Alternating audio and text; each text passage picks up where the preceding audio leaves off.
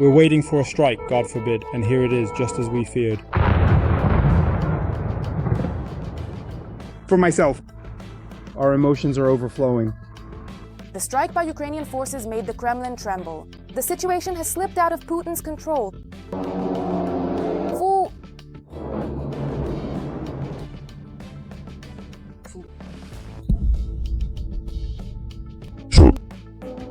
It's blazing so much, God forbid, the glow looks like it's after a nuclear explosion. The ring of vengeance has closed in urgently. Neptunes and Barsas have done their job. And not only them, the Russian Federation is finally burning out. Military factories are in ruins. Putin's airfields have turned into minefields. Moscow is in shock. The war is in full swing right on Russian territory. Planes and ships are being destroyed one after another, live on air. Russians are screaming that this is the apocalypse.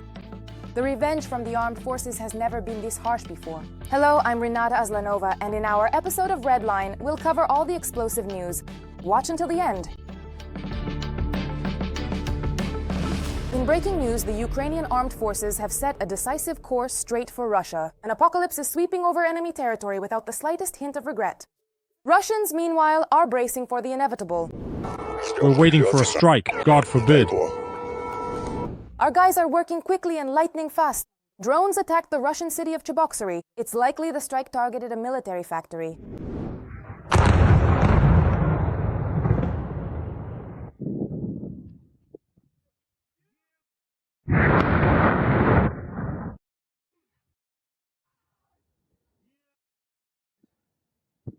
Yes. Then they sent it to me? No way. And here it is. Yes, absolutely. I completely agree with what you just said, and I think you made an excellent point. There is no doubt in my mind about it.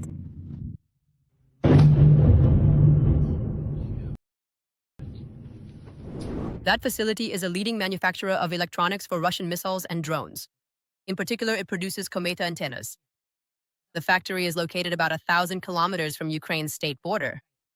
It is part of the ABS Electro Production Association. All that's left of the once formidable factory is now just a pile of ashes. Explosions rang out, and as soon as they subsided, the occupiers, in a panic, grabbed their phones, trying to capture their own apocalypse. Footage of fiery pillars, collapsed workshops, and black smoke has already become a symbol of the complete collapse of their plans.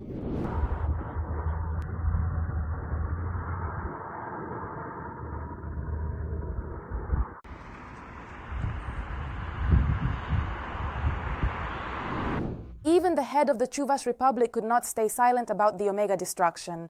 The official confirmed the attack but assured that there were no casualties. However, an evacuation of the population is underway.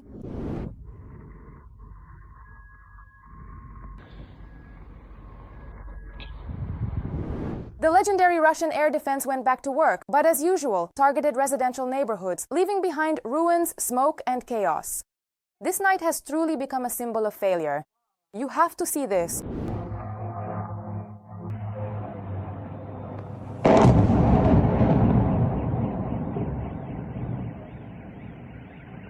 It hit everything, absolutely everything. It's still burning.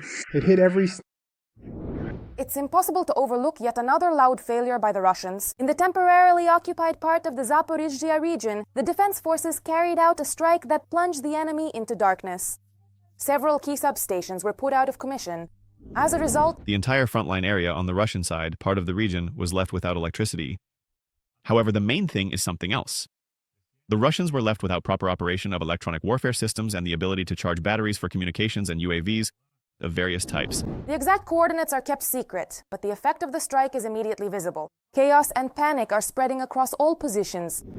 Shock, fireworks, and revenge for Putin. The Ukrainian armed forces used everything at their disposal. Missile troops, artillery, special forces, coastal missile units, and strike UAVs with Bars and Neptune missiles broke through Russia's defenses. Krasnodar Krai had a front row seat to the fiery show.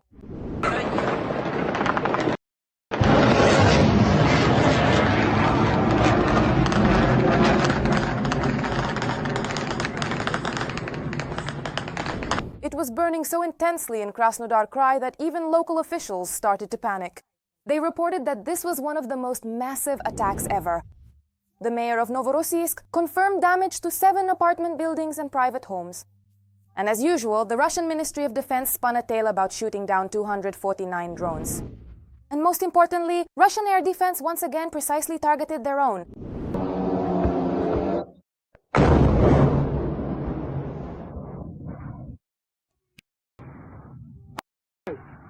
And that's it. Everything is flying at this point. Taganrog is in flames. The night turned into a real hell. A strike on the aircraft repair giant by the Atlan Aero UAV turned the area into a continuous fire front. The Russians most likely lost a unique A-60 aircraft equipped with laser weapons. There were only 2 of them in total. The scale of the fire speaks for itself.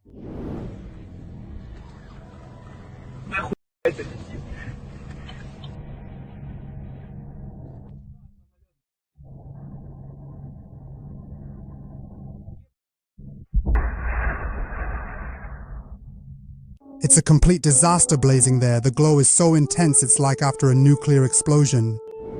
An explosion of the highest level.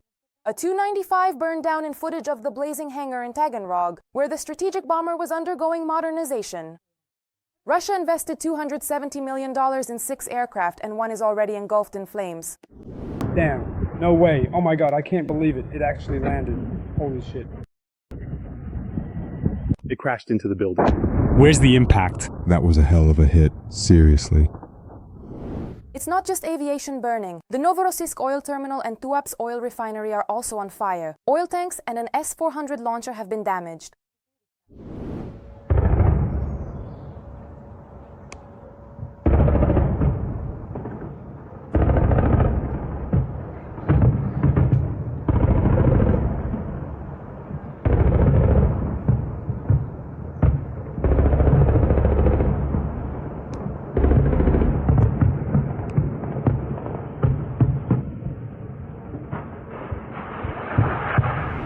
In Russia, everything is stable. Air defense is working against Russians themselves, and as always, it's high precision. It's flying.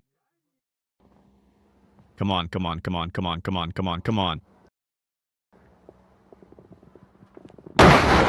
Oh no, I can't believe this just happened. This is really unexpected and quite upsetting. There's no panic at all. Russian soldiers are running from their own air defense. They quickly ran off. They were probably on the embankment just now. In short, the military. There were embankments here, just like that. Urgently. Moscow howled. The armed forces of Ukraine delivered a fierce blow of punishment to the capital of Russia. Magyar hit hard in the Russian group. Pokrov will burn from retribution. Ukrainian soil is heated to the limit. The enemy is burning under the strikes of the armed forces of Ukraine. Kupiansk has become a symbol of the collapse of the Russian army. The Russians are rushing toward devastating losses. Pressure on the Kremlin is mounting from all sides. The US is preparing for a decisive moment. Details of the explosive events in the report. Coming up next, right after this short break. Moscow and the region. Drones attacked the Shatura power plant in the Moscow region. Preliminarily, the power distribution unit of the district's major state power plant was on fire. It is this power plant that supplies the capital region of the Russian Federation with electricity and heat, reports the Russian publication Astra. The season of raids on Russia's strategic facilities continues. Friendly drones paid a mass visit to Kostovo in the Nizhny Novgorod region. The likely targets of the attack are named as the Lukoil refinery, Nizhnegorod Nefteorg Zintez, and the Sibur petrochemical plant in Kostovo. Ukrainian defenders are also successfully hunting the enemy in the Pokrovsk direction. During the attack by Ukrainian fighters on enemy positions, the adversary was either eliminated or taken prisoner. 3 wounded soldiers from an adjacent unit were also evacuated with the help of the NRK. Over the past week, more than 400 Russian occupiers have been eliminated directly in Pokrovsk itself. The air assault forces reported on the clearing of the central part of Pokrovsk. The Russians were removed from the area around the railway station, Pokrovsk Pedagogical College and Soborny Square. This made it possible to block the occupying army's attempts to amass forces there. In addition, search and strike operations are being carried out to eliminate small assault groups of Russian occupiers who have entrenched themselves in the urban areas of this settlement. The main fighting is taking place in the area of the high-rise buildings, which are being held by Ukrainian defense forces. At the moment, the enemy is unsuccessfully trying to cross into the northern part of Pokrovsk via the railway and is suffering heavy losses. The occupiers were also blocked on another hot front, the Kupiansk direction. Currently, the supply of the occupying army's units in Kupiansk is being carried out using heavy drones. In addition, it was possible to completely block any further advance of the occupying forces toward the key railway station Kupiansk-Uzlovaya. This is a strategic objective for the Russian occupiers in this direction. The coming months will be critical for Ukraine. This opinion was expressed by American military officials who visited Kiev last week. Moreover, the media report that Europe is preparing for a possible halt in US aid to Ukraine. At the time when Western media reported on the 28 points of the so-called peace agreements, Ukraine's defense forces struck Russian territory using specifically American-made weapons. We are talking about ATACMS missiles. Their technical specifications allow them to hit targets at a range of up to 300 kilometers. Their use would have been impossible without the consent of the US military and political leadership. The US Special Representative to the UN made a categorical statement about. He stated that if the Russian Federation does not come to the negotiating table to engage in discussions, the United States will increase the overall scale of its military technical assistance and support to Ukraine, and will also impose additional so-called secondary economic sanctions.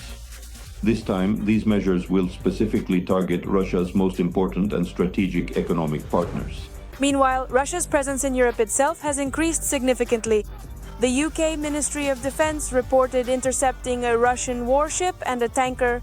According to the British Defense Ministry, the number of Russian ships passing near British waters has increased by 30% over the past 2 years.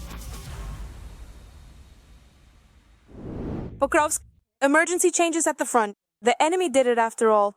First shots, the Ukrainian Armed Forces emergency counterattack near Kupinsk turned everything upside down. Putin's army is drowning in defeat. A drone caught a Russian helicopter. This happened for the first time. Our revenge worked.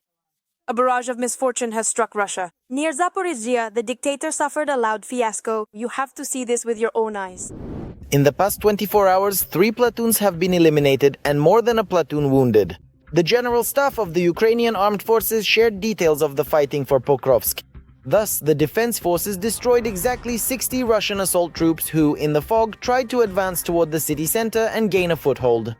Another 23 people were wounded.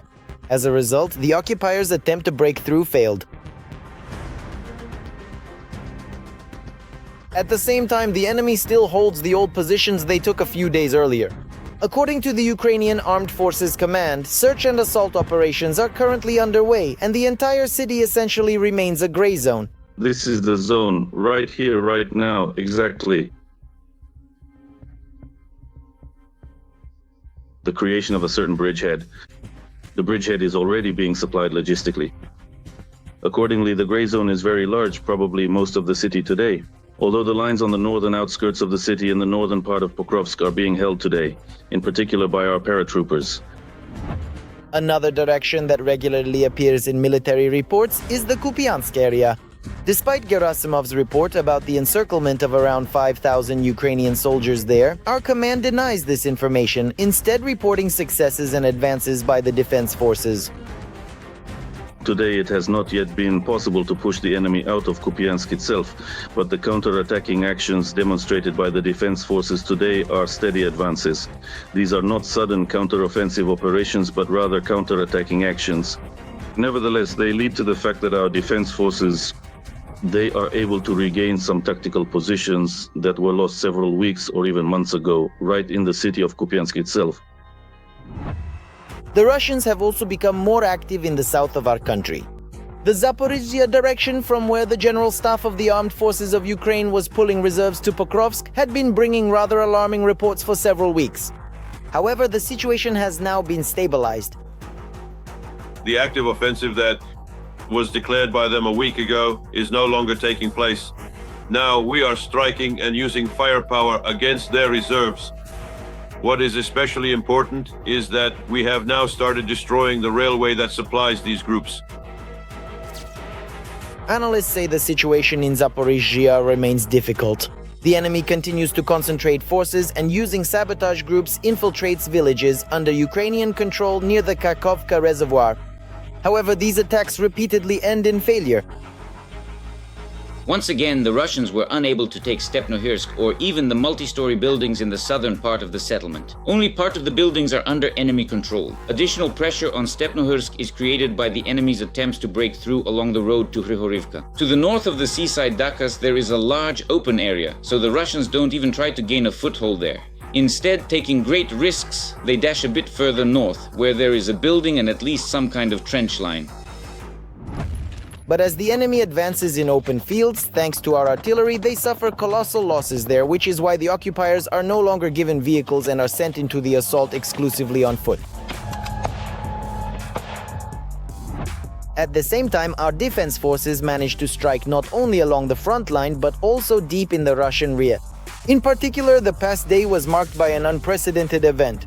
Special Operations Forces shot down a Russian Mi-8 military helicopter right over Russian territory using a long-range drone. As noted by the agency, this marks a new chapter in the war, offering the Ukrainian armed forces unprecedented capabilities. The point is that previously, Ukrainians shot down helicopters in the air using regular FPV drones.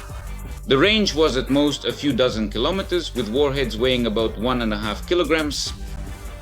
In this case, however, we see that it wasn't necessary to ram the drone into the helicopter thanks to the powerful warhead. But on the other hand, as you can see, this happened at a different altitude where regular FPV drones might not be able to reach, and which is very important, as some sources seem to say, though this still needs to be clarified, this is happening at a very long distance. That is, in this case, it's the Rostov region, the Kutenikovo area. And what is Kutenikovo? Well, basically, it's 200 kilometers from the line of contact. The occupied territories were also affected. Part of the Donetsk region was plunged into a total blackout, which partially paralyzed the command of Russian forces. Among more than a dozen successful strikes, the explosions in Dokuchaevsk are particularly noteworthy. Analysts are still debating. Was the nighttime glow the result of a strike on a power plant or on an ammunition depot? Whatever it was, either way, it's ultimately a blow to logistics. Because if a substation is destroyed, the group loses electricity. If the strike hits an ammunition depot, the group loses shells. And that's important for the group that is currently advancing in Donetsk region. So at the very least, it slows down their offensive potential. At the same time, fighters on the ground confirm this information. In particular, due to intensified strikes on Russian logistics in the Donetsk region, assault units have lost their steady supply of reserves and weapons and have lost momentum in their offensive in Pokrovsk as well. Every voice matters. Join our community, support independent journalism and help us bring you the truth from Ukraine. Become a member of Ukraine Today. Join us now. Urgently, in the USSR, they are once again setting the pace of the war. Ukrainian warriors' drones relentlessly strike at the enemy's key positions, forcing the Russians to scramble and respond chaotically. Before our eyes, a true battle of technologies is unfolding. What new tactics are Ukrainian forces using? And when can we expect a decisive strike? All the details are in the following report. A UAV operator from the 110th Separate Mechanized Brigade perfectly drops a grenade into a trench with Russian soldiers. One of them tries to throw the explosive out but doesn't make it in time. As a result of the successful drop, several occupiers were eliminated. This is exactly what modern warfare looks like now. In fact, there are hardly any assaults or frontal attacks with vehicles anymore. Drones have put an end to positional warfare. That's the exact headline of an article published in the American outlet Politico. The fighting in Ukraine no longer resembles the trench warfare of World War I.